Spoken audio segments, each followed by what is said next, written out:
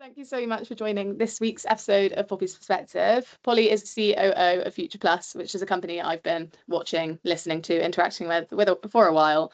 So it's really exciting to have you on and just to talk about yourself, the company, all of that kind of thing, really. But yeah. Amazing. Thank you so much for having me, Poppy. It's really great to be here today. Yeah, absolutely. So, I mean, for starters, explain what the core mission of Future Plus is. Obviously, I know the company, but it's good for everybody to kind of understand what the mission is, what sets you apart, that kind of thing. Yeah, absolutely. So I think what we're really trying to do at Future Plus is make sustainability accessible and achievable for every business. That's really our core mission. Sustainability can be very overwhelming. I think it can be difficult for businesses to know where to start. And we particularly focus on SMEs because we find that larger companies tend to have perhaps a head of sustainability or are kind of more mature in that journey. But for SMEs that are perhaps starting out or really trying to piece bits of different information and data together, having a solution that's achievable, accessible and affordable is really our core mission for those businesses. And there are a few things that set us apart, I think, in the market. One is that we are future focused, as the name might give away. So we are very much interested in what a company is planning to do in the future. We do look at what they've done in the past. We do a baseline assessment using the tech, but actually what we're interested in is where can you move forward? How can you improve? How can you set out a strategic roadmap of actions that we can then support you with using both the tech and the team? We also use primary source data, so we're not scraping data, we are looking at the evidence that a company actually provides, and we wrap that in human support as well. So we're very conscious and aware of those kind of intersections between tech and human support at the moment, particularly in this AI world that we are very much racing into. And I know that obviously Future Plus does have a sort of multiple solution kind of framework. How do they kind of work together for measurable impact, maybe combining the data side with the human interaction and that kind of analysis? What does that look like? This is a really good question. So when we first launched Future Plus 4 years ago, we started with our core product, which is called Future Impact. Mm-hmm. And that is the tool that we use for individual businesses to help them understand their current impact and set out that strategic roadmap of actions that I mentioned.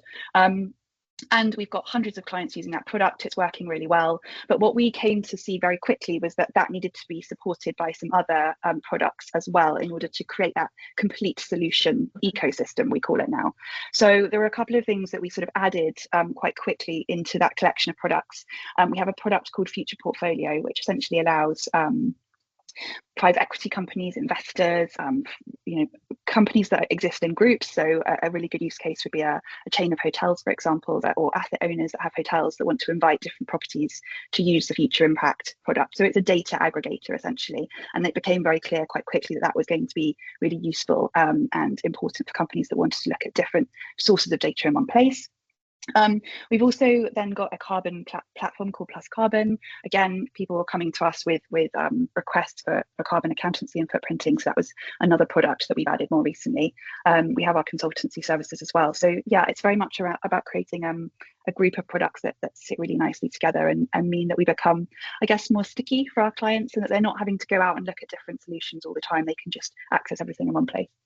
Yeah, and I think that's great because once you have a holistic solution and you've actually listened to client needs, to macro environment sort of needs, putting that all into one place is the easiest way to do it, especially when it comes to climate and sustainability. And there's so much. And I think for big or even SMEs, sometimes it's so scary that people don't do it at all. So having it in one place is so important. So that's great. And then kind of going off that, and I suppose it kind of leads into it though as well. Are you seeing any trends? And that could be in the climate industry, in the sustainability industry, it could be in tech, it could be in just sort of client needs or anything like that. But trends that you're seeing in this year as it kind of comes to a close, is there anything that comes to mind there? Maybe something we'll see in 2026? Yeah, I mean, it sounds like such an obvious answer, but AI is just what is on everyone's lips. And I think it would kind of be a little bit sort of silly to ignore it and not mention it. I think obviously there are challenges with AI in the climate space and the sustainability space, and it's really, really important to be aware of those. It's something we talk about a huge amount internally, that kind of challenge and those weigh-ups between the incredible opportunity AI has to transform the sustainability world versus grappling with the climate impact and the social impact of it as well. But I think in terms of kind of capacity for speeding up data processing and modeling, it's just mind-blowing. And I'm really excited as we head into 2026 to sort of see what's on the horizon in that space. But having said that, I think a trend we're also seeing, which makes complete sense, and back to your point about having a human conversation, is that is being balanced with the need for human interaction and touch points. The sustainability consulting market is just growing and growing at the moment. I think it's projected to get to $82.8 billion by 2028 was a figure I saw recently, driven by all kinds of requirements around legislation, the energy transition. So that is super, super interesting. So as AI, the kind of the uptake of AI and the integration of AI into climate tech and sustainability tech is being balanced by the fact that people are also needing those human interactions and human expertise as well. So those are the two trends that are really interestingly sitting together in a really interconnected way, I think. No, I really agree. I actually had a really interesting conversation with someone recently in the climate world about AI, because as you said, it's so beneficial in so many ways, especially for delivery and for speed and all of those things. But obviously AI comes with a huge detriment in the most case to the environment. So I think what I'd like to see is kind of, if you can, if not you, but you plural, can come up with more of a sustainable AI data sort of center, aggregator, any of that kind of thing. That's something that I'd really like to see, because personally I have such a moral battle with it. I ask it to do simple tasks and I'm like, it's a waste. Use your brain, don't harm the environment, blah blah blah. But no, it's mind-blowing. And even if we look back 3 years, I don't think any of us would have seen AI to be as used as it is now, I suppose. What is the toughest challenge that you're seeing in ESG, sustainability, any of those kinds of things in the industry right now? And if you have any ideas for how to be tackled, fine. But I think just what are we seeing as sort of roadblocks or challenges at the moment?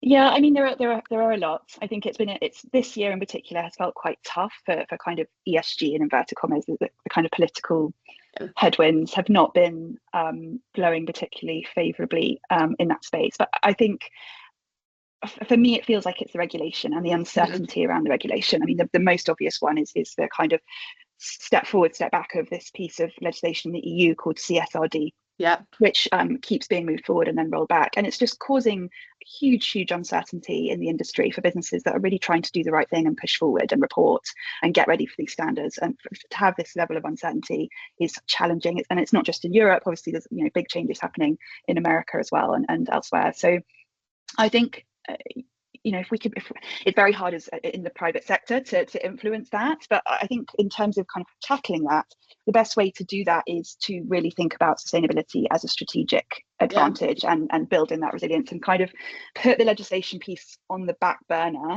in the sense that we can't predict the future. We don't know what's going to happen, but we need to be prepared. And I would absolutely say to companies, don't be on the back foot, keep moving forward.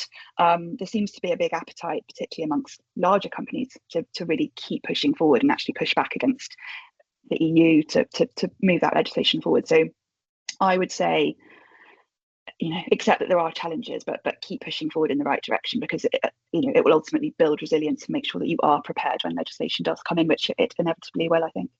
Yeah, I think that's kind of been the legislation side. I remember I went to COP26. When was that? 2022, 2021.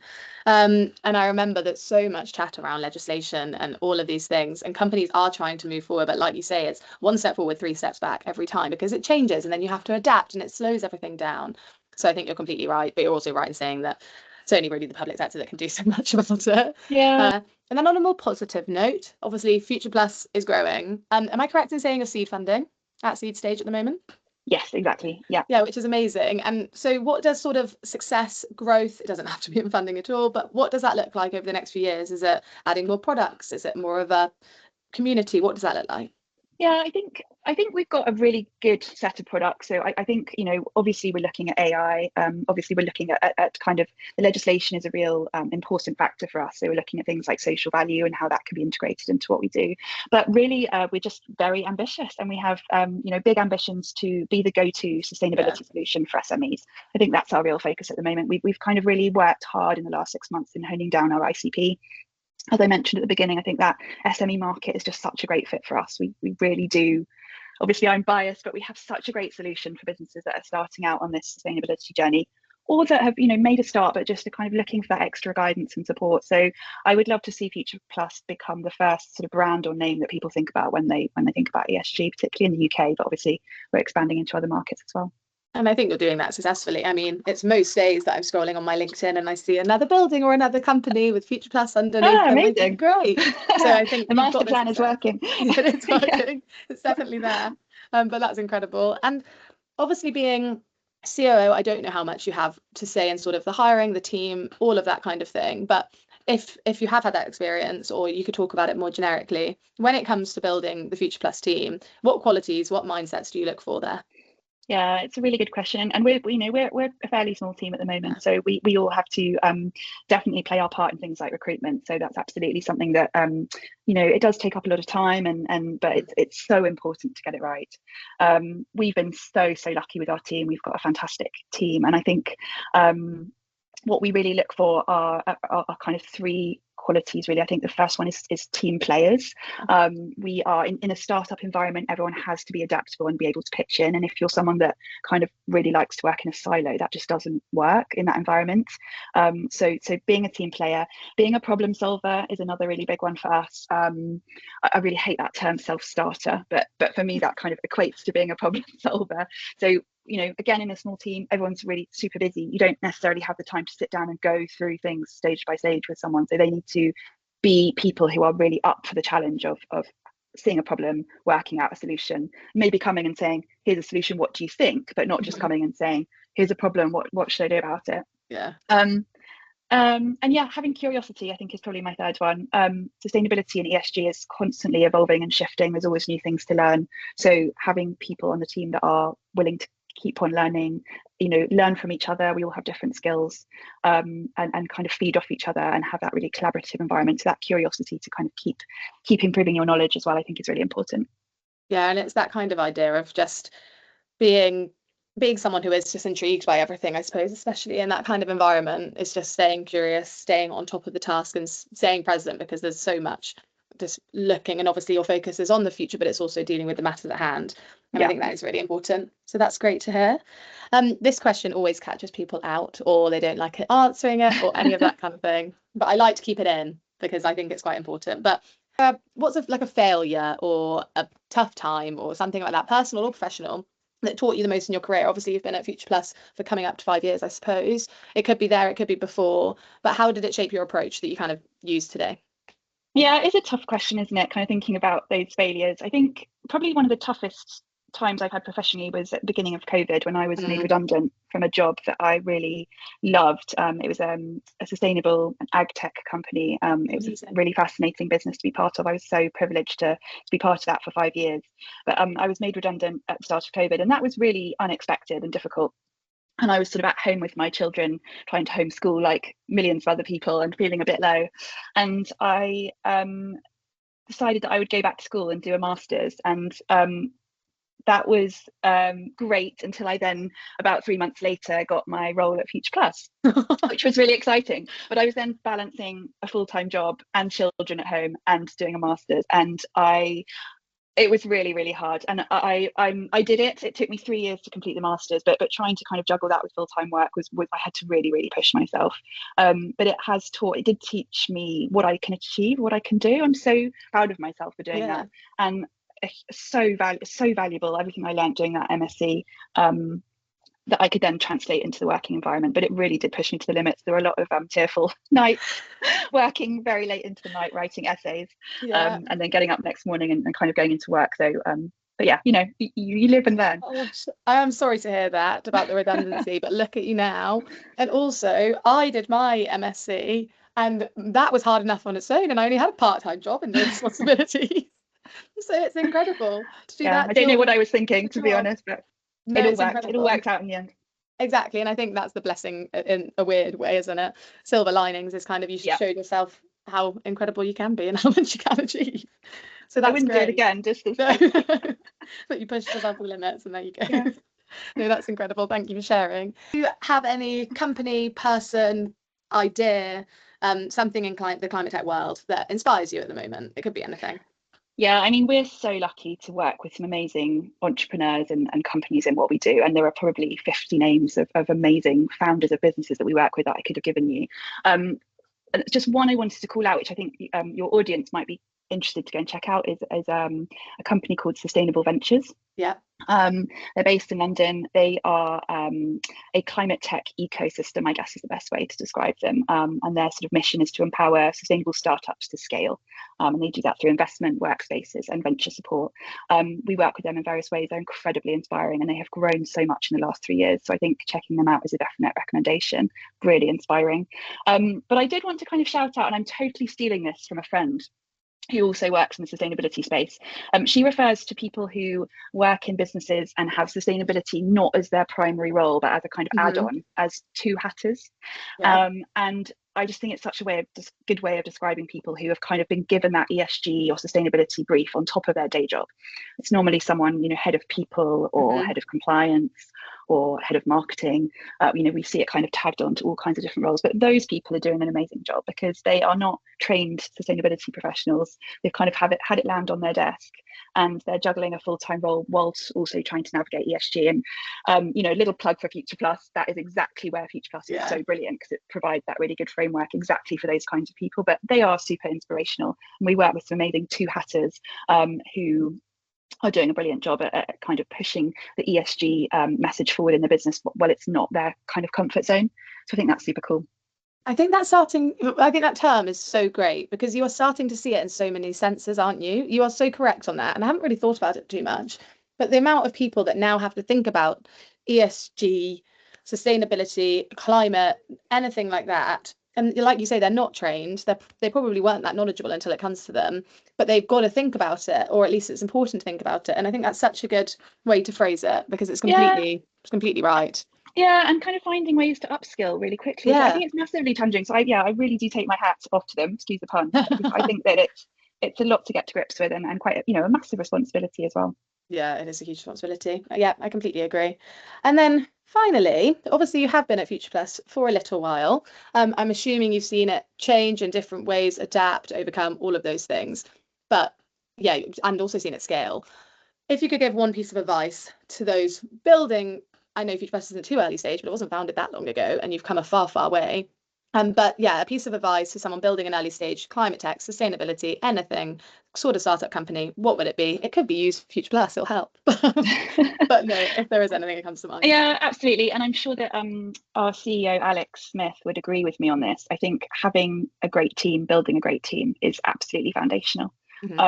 You can be the hardest working entrepreneur or founder or business leader in the world. You can have the best ideas. You can be the greatest innovator. But if you haven't got those people around you who are 100% in with you, that is just not going to go anywhere. And I think we've really seen that over the years at Future Plus.